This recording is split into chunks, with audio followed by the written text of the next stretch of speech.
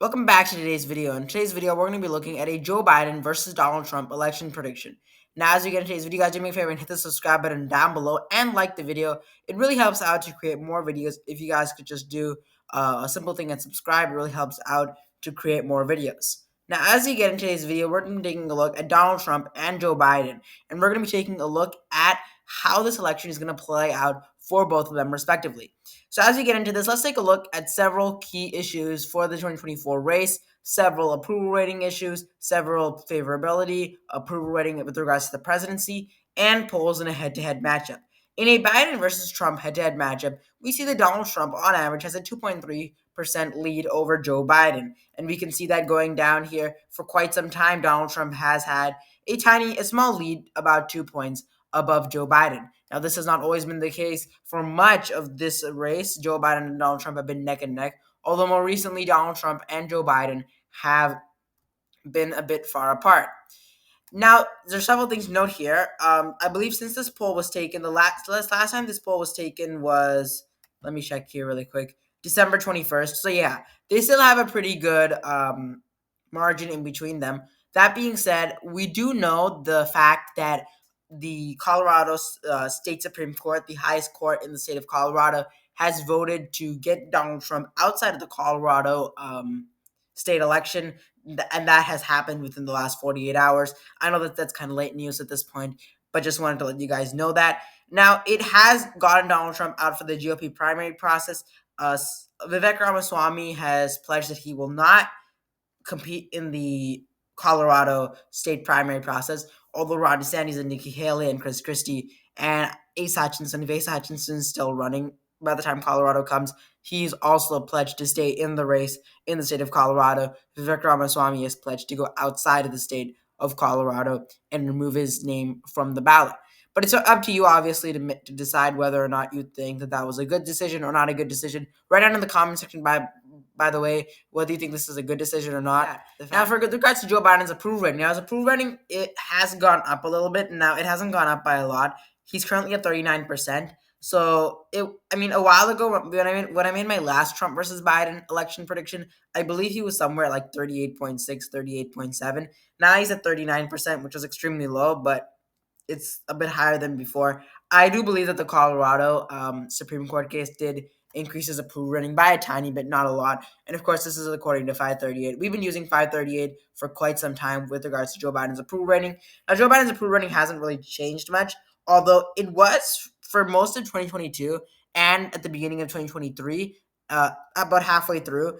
Joe Biden's approval rating was in the low 40s, which wasn't so bad.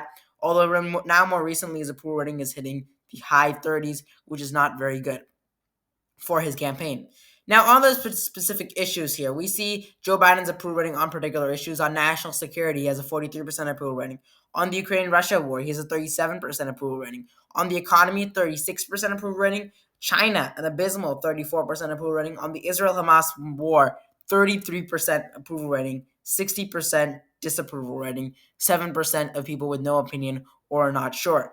Border security, 33%. Inflation, this is Joe Biden's worst issue. He has a 28% approval rating on inflation, and his disapproval rating is 70%. That is not good whatsoever for his campaign. Now, with regards to inflation, inflation did go up. I mean, if you look at the charts, you guys can look at the charts. I might put a link in the description below for any charts with regards to the economy and other issues like that. But with regards to inflation, inflation went up a lot in 2022, although it has been coming down more recently. It's been going pretty good more recently, although it did have a pretty big uptick a while ago, which is why you're seeing a disapproval rating for him on that particular front. So you see there on those particular issues. Now, you see a head-to-head Trump-Biden matchup. Here we have some other ones here from 538. We already looked at some on Real Killer Politic, although we want to look at some from 538. So we have Trump ahead 2 to 7 points. You see Biden's ahead occasionally. Oh, sorry, this is a Haley matchup. But you see here, Biden is ahead in this poll and in this poll by 1 to 2 points. He's even in this poll right over here in Pennsylvania. Trump's ahead by 10 points in this poll right over here in the state of Arizona. And yeah, so several things to note there with regards to his approval rating according to 530. And again, we already looked at a lot of these before. Now, this poll, which has Biden ahead by 10 points, is in New Hampshire, which Biden will most likely win. So I'm not going to spend too much time on that particular poll. That being said, let's go take a look here at where this election is headed. So let's go ahead and fill some of the safe states for Donald Trump and Joe Biden. So Donald Trump and Joe Biden filling out some of their safe states for them in particular, and maybe some of the lean and likely states as well, filling them all around the same time. Now, by the way, guys, I'm using uh, Yap, Yapmis, if that's the way to pronounce it, but I'm using this election prediction site for the graphics for this particular video. Now, I did this for my last video, and I believe the video before that. Write down in the comment section whether or not you think that I should continue using this particular website. I think that is pretty good. The link for this website will be in the description below as well. So if you want to use this website for your own personal use, it will be in the link in the description below, so you guys can go and check that out. Colorado will vote liberal. Again, Donald Trump, I believe it was only for the state GOP primary, although it might affect the general election as well. I'm gonna have to confirm that a bit later, but it is affecting the GOP primary. Now, the GOP has actually come out and said that if Donald Trump is removed and if the Supreme Court does not change the result of the state Supreme Court decision, they will actually caucus. They will actually do a caucus in which you don't actually have a legal mechanism to stop a caucus from occurring in the state of Colorado. Now, that being said, is Colorado really going to decide everything for the GOP primary? Probably not, okay? The GOP primary in Colorado is going to be happening a long ways away from here. Obviously, it's getting a lot of attention because of the unprecedented nature of what's happening in the state of Colorado, but I don't think it's really going to determine much in that particular state. All right, so moving on here, let's go ahead and give Trump some of the states here, along with Biden winning some of the electoral votes right there. Let's go ahead and give Trump the state of Florida, likely the state of Texas, lean, and we'll also go ahead and give the state of Virginia as being lean for Joe Biden, and we'll also give the state of Minnesota as being lean for Joe Biden. The state of Minnesota, at least one of the congressional districts within the state of Maine will go to Donald Trump, and at least one of the congressional districts within the state of Nebraska will vote for Joe Biden. So that there you have it. There you guys. We're giving one of the congressional districts in the state of Maine to Donald Trump and one of the congressional districts in the state of Nebraska for Joe Biden. In the state of Ohio, let's go ahead and give Donald Trump the state of Ohio by a likely margin. The state of Ohio by a likely margin voted for him in the last two elections there as well. The state of New Mexico voting for him by a safe margin, voting for Joe Biden in particular. And with that being said, we have our main key states up, likely, lean, and safe for either candidate. We see that we have 93 electoral votes left. We see that Joe Biden is at 226 electoral votes and Donald Trump at 219 electoral votes, 7 electoral votes separating the two of them apart from each other. Now, that being said, we have our remaining 7 states, which I have said, I think for a pretty long time at this point, that these 7 states, Georgia, Arizona, Nevada, Wisconsin, Michigan, Pennsylvania, North Carolina, these 7 states are going to be the most important for the 2024 race. Now, we do have to consider that RFK will be running. Now, RFK is having a bit of a hard time getting on ballots in particular states, although I do think that he will get on quite a few ballots. So we'll make sure to factor him in as well. You also have Jill Stein and Cornel West, obviously, coming in. Jill Stein, I believe that she will be in several of the swing states, like she was, I believe, in 2016 she was as well. So we're going to go ahead and give Donald Trump several states here, and Joe Biden, we might give some states to Joe Biden. So for the state of North Carolina, let's go ahead and give it to him by a tilt margin. Tilt margin, Donald Trump is ahead in the state of North Carolina. I do believe that North Carolina will be a state which he will win. A lot of people are saying that at this point that Donald Trump will win the state of North Carolina. Joe Biden should probably not eye on getting North Carolina. I think that he should spend more time in states like Michigan, states like Georgia, not even Georgia, maybe states like Pennsylvania. Pennsylvania and Michigan are going to be extremely important for the Biden campaign. Nevada as well. Those types of states are the states that the Biden campaign really wants to be investing ads in, investing time in, and a lot of energy into those particular states. States like Minnesota and Virginia, they want to spend some time there as well, making sure that voter turnout does come in. Obviously, Donald Trump only lost in the 2016 election in the state of Minnesota by 0.6% against Hillary Clinton when she was running. So that's a particular phenomenon to note. So for the state of Wisconsin, let's go ahead and give it to him as being tilt. Donald Trump will win the state of Wisconsin in a tilt margin. Donald Trump will win the state. It's the most conservative of the Rust Belt states. Polling data in that state is typically off by a lot. Ron Johnson is currently the senator in that state. He won his third term. He came in during the Tea Party movement in 2010. He won re-election in 2016 and in 2022. In 2016 and 2020, he won by only around 1 point margins. So extremely close there in the state of Wisconsin. Donald Trump only lost in the state by 0.6% in the 2020 election, although polls had him way behind leading up to the election, and he only lost by a small margin. He's not doing so bad in polls now. I think they'll be able to win in that particular state. In the state of Michigan, we're going to go ahead and give the state of Michigan to Donald Trump. Now, this election prediction is actually going to be similar, I think, exactly to how I made the 2024 election in my last video. So my last video, which I uploaded, I think 2 weeks ago. So yeah, 2 weeks ago, around 2 weeks ago, I'm gonna get the same results for this time around. Not much has changed. Now, obviously, you have the Colorado Supreme Court decision, which has changed in the last 2 weeks. That being said, you have to recognize that Donald Trump's polling data might go down for a while. Although I don't think that this is going to be a huge motivating factor 1 year out, almost 1 year out. I'm about 11 months, 10 months out from the election. It's not going to be a big decision. And on top of that, I also think that the Supreme Court is going to overturn the decision in Colorado. If you're on the right or on the left, I think that we can all say that this, at least there's a good chance that the Supreme Court is going to overturn the decision made by the Colorado Supreme Court. I think that they're going to overturn it. Remember, you have six conservatives on the Supreme Court, and you have three who are appointed by Democrats, liberal, right? I don't want to use liberal and conservative when talking about the Supreme Court, but you have six appointed by Republicans, three appointed by Democrats, right? So Joe Biden obviously appointing Ketanji Jackson, Barack Obama still having those two Supreme Court justices. You have Donald Trump appointing three, and then you have George H.W. Bush appointing Clarence Thomas, and then you have George W. Bush appointing two on the Supreme Court, right? So that's kind of the makeup of the Supreme Court. Six appointed by conservatives, three of them were appointed by the Bushes, three of them appointed by Donald Trump, two appointed by Joe Biden, and one appointed by Joe Biden and two appointed by Barack Obama. Obviously, I have Ruth Bader Ginsburg, who recently died 3 years ago, appointed by Bill Clinton, and then you also have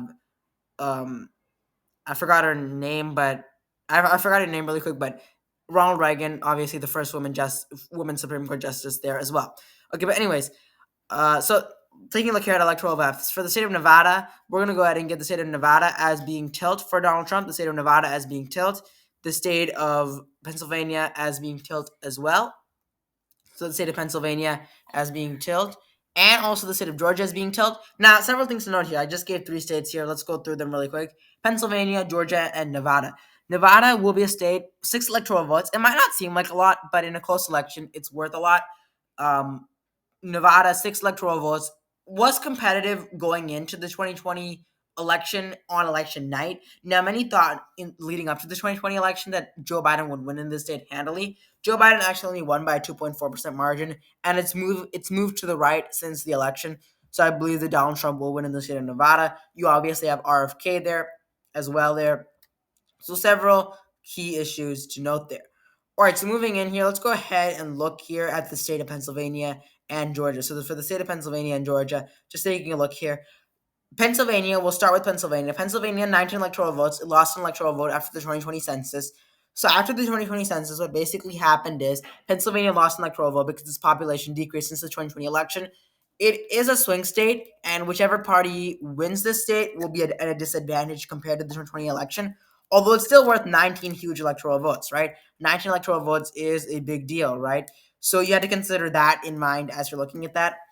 But Pennsylvania, it's more of a swing state. I would say that it's the most swing state out of all the swing states because you really don't know how it's going to vote. People say, oh, yeah, Michigan is a little bit more liberal. You can figure that out a little bit. Wisconsin, a little bit more conservative. Georgia basically voted for Republicans in every election since Jimmy Carter and other than the 2020 election. And Arizona, voted for John McCain over Barack Obama, and Mitt Romney over Barack Obama voted for George W. Bush over John Kerry and Al Gore. Pretty solidly conservative state up until the 2020 election and the 2016 election, in which it voted for Donald Trump by around a 3-point margin. But for the state of Pennsylvania, I believe that Pennsylvania is the purest form of a swing state. It's the purest form of a swing state. And I know that John Fetterman won by a pretty big margin. He won by around 5 points in his election. And it was really interesting considering the fact that John Fetterman had a stroke leading up to it. He had to do an interview at one point in which he had to read off a teleprompter in order to understand what the interviewer was actually saying. And he was not in good physical condition or mental condition, really. I mean, he had a stroke, okay? I'm not trying to be partisan here. He had a stroke leading up to the election, but he still beat Dr. Oz, which may put many Democrats, and I understand this position, and many Republicans as well, in the idea that Pennsylvania is much more of a liberal state since the 2020 and 2016 election. All that being said, I think that Dr. Oz was a unique scenario in that particular scenario. I don't think Joe Biden actually has the charisma of John Fetterman did not have much charisma, but he did label himself as much more progressive, right? And Joe Biden obviously not necessarily. I mean, I could bring up some polls right now. Joe Biden is not doing good in the state of Pennsylvania whatsoever. He's doing bad in the polling data. He's not doing good whatsoever. Joe Biden does not have the capability that many individuals running for Senate are doing, which is why I think that if Democrats want to have a good chance of winning the 2024 election, they need to nominate someone else other than Joe Biden. They need to nominate someone else other than Joe Biden. Now, you have several individuals up. You have Marianne Williamson, Phillips. You have Cenk Uygur, right? And you have several candidates coming into the race. A lot of these candidates would perform much better against Donald Trump than Joe Biden would. Joe Biden is the best candidate for Donald Trump to run against in 2024. Other than Kamala Harris, Donald Trump's best bet in the 2024 election is if Joe Biden runs. Joe Biden would want someone for Joe Biden. If you had asked me a while ago who's the best person to run against Joe for Joe Biden to take, I would have said maybe like Ron DeSantis would be much better than Donald Trump. Although at this point, when you're looking at polling data, Ron DeSantis actually polls worse against Joe Biden than Donald Trump. So the electability issue of Ron DeSantis is out the window. That being said, you have people like Nikki Haley who are much more electable than Donald Trump. You have some polls where Nikki Haley is like plus 15, plus 17. She's a way ahead in the state of Wisconsin, tramples Joe Biden. If Nikki Haley were to become the Republican nominee, the GOP is guaranteed the 2024 race. Now, that being said, you do have conservatives, and I do want to make this video a bit longer just because of the fact that there are several issues to get into in this particular video for the 2024 race when you're considering all these factors. When you have Nikki Haley, if Nikki Haley becomes the nominee, you also have the situation in which conservatives, hardcore Trump, I would kind of label them as being Trump, uh, anti-establishment, anti-neocon type conservatives, if you will, who are isolationists, correct, isolationist type mentality when you come to their ideologies. Those types of conservatives will actually go away from individuals like Nikki Haley. A lot of people, and you saw this demonstrated by the fact that Tucker Carlson, when he was asked by Tim Pool, now Tucker Carlson, you could debate whether he actually supports Trump or not. Some people said that he doesn't, based off of the email scandal that broke out about a year and a half ago. But he is an isolationist. Okay, he's an isolationist, and then you have someone like Nikki Haley, who's obviously much more hawkish than someone like Donald Trump or Vivek Ramaswamy, even more hawkish than Ron DeSantis, correct? And I'm not saying that that's a good or bad thing. I'm just saying she's more hawkish, right? So then you have your conservative neocon Trump individuals who would not want to vote for someone like Nikki Haley, correct? That being said, Nikki Haley's favorability rating is much higher. Moving on here, let's go ahead and look at the state of Georgia. The state of Georgia, 16 electoral votes, crucial state. Donald Trump won in the state by around a 5.2% margin in the 2016 election. I do believe that Donald Trump will win in this state. The fact of the matter is that Joe Biden won by a 0.3% margin. Barely won. He won by around 11,000 votes. Solid Republican state for quite some time. Only voted for Jimmy Carter in 1976 because it was his home state. Donald Trump will, I believe, outperform. He's doing very good in polls in that particular state. I think that he'll be able to win.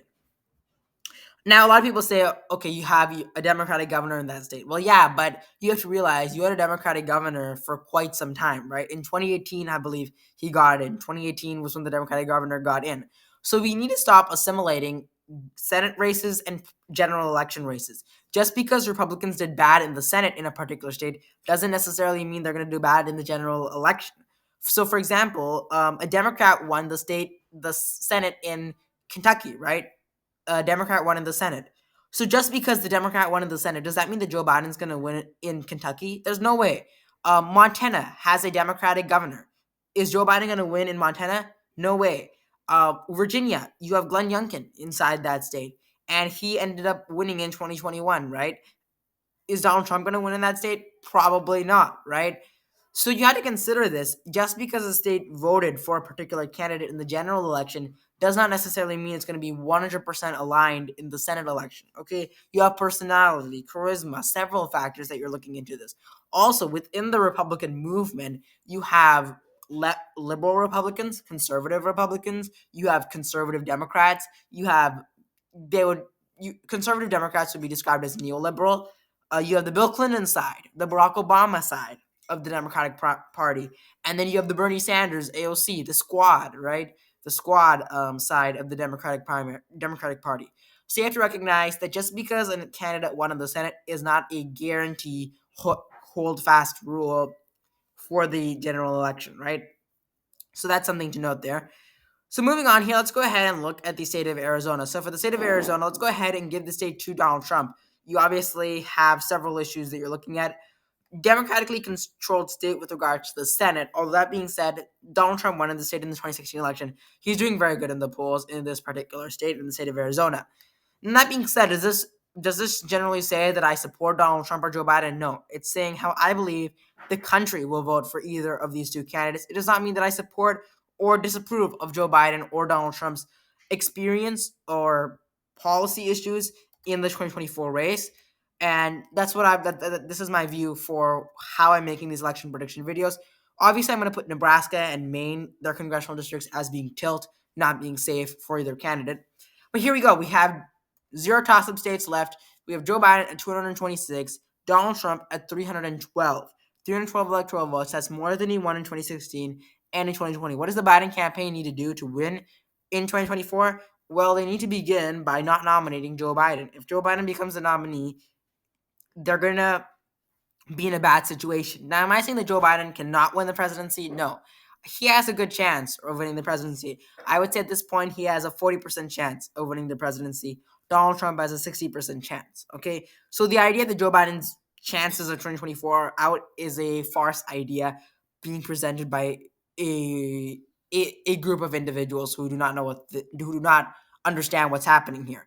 Joe Biden will definitely has a path to victory, right? For Joe Biden to have a path for victory, he would definitely have to flip, I don't know, flip Michigan, do a flip. Let's just go ahead and give a hypothetical here for all the Biden supporters who may be watching here. So Michigan and Pennsylvania. We'll also go ahead and give Joe Biden, let's see here. We'll also go ahead and give him, let's see, which is the most easiest state. Let's go ahead and give him Arizona. Arizona and Nevada. Nevada, it doesn't really matter. Okay, so Nevada doesn't really matter because only 6 electoral votes. So if Joe Biden's easiest path to 270 would be this scenario right over here. Easiest path, barely getting to 270 and losing one of Nebraska's congressional districts if he does, which could be a possibility, he'll still be at 270.